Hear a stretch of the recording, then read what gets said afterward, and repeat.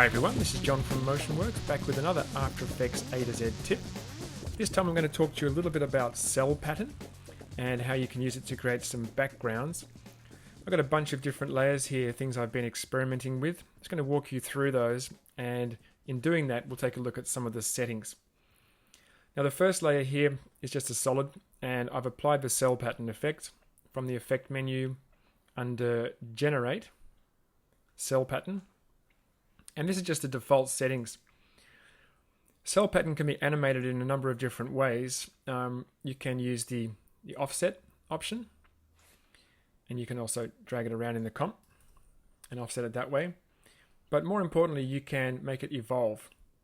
So you get this really interesting kind of microbial kind of look, especially if you've got to increase the contrast and perhaps invert it. You get this kind of look.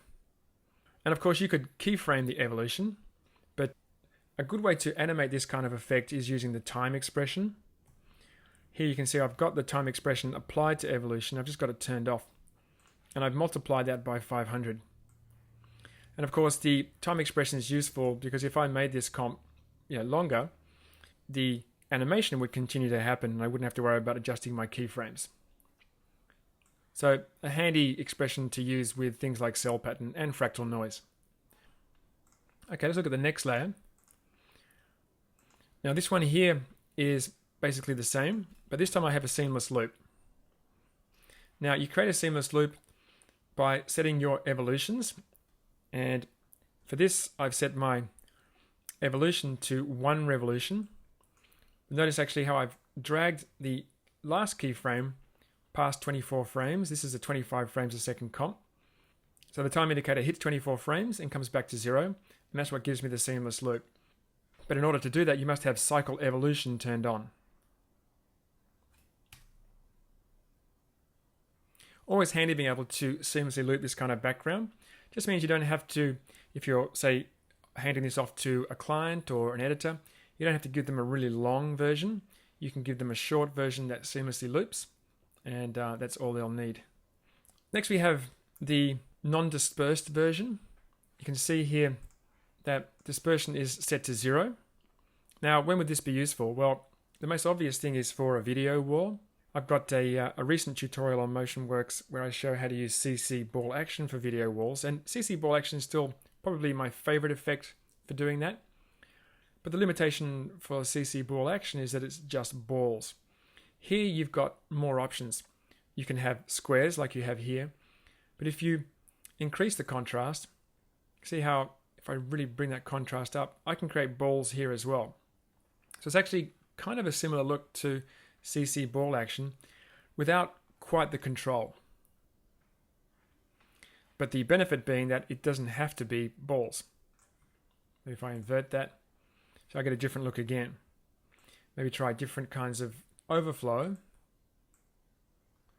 and increase the contrast. You can see now I'm getting a really different kind of shape, and that could create a different kind of video wall.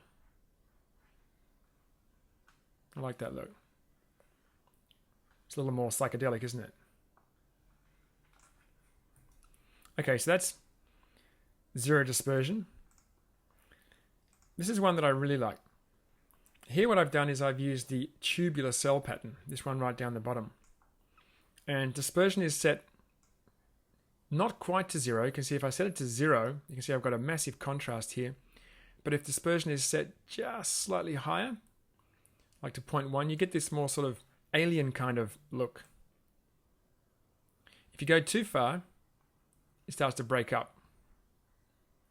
But if you just take it to about 0.2, 0.3, get a very interesting look. Then if you try different overflows, especially soft clamp, and increase the contrast,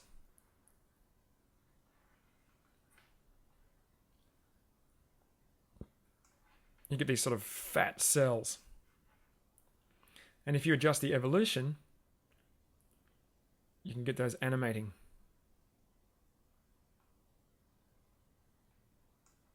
And in the next version, we've got something similar. I've got it back on soft clamp, but you can see this time I've turned on tiling. So we're getting a uniform look to this.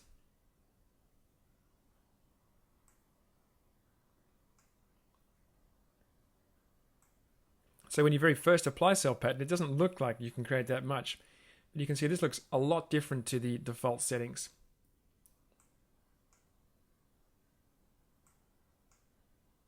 Look at that. When I use wrap back, really starts to get interesting.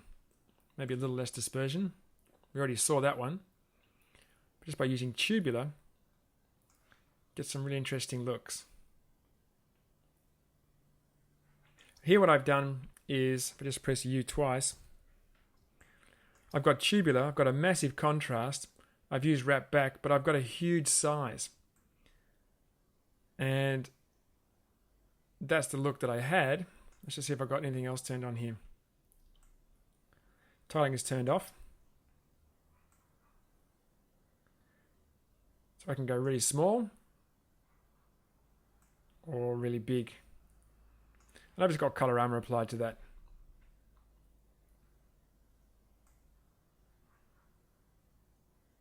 Just by increasing the contrast to a massive amount, I get these rings. This one also is using a really large cell, but here I've applied roughen edges, and I've done that in a pre-comp. Let me just show you. In order to use roughen edges, I had to have some transparency. So what I did, just turn off this track matte. I've got my cell pattern, which is basically what we saw before. Just bring the size back down. So this is bubbles, and I've got wrap back turned on. Just turn that off, so we've seen that. And I've increased the size. And in order for roughen edges to work on these pixels in the frame, rather than the pixels on the edge of the frame, I needed to create a matte. So all I've done is I've used cell pattern's luminance values, created a luma matte, and now you can see I've got transparency.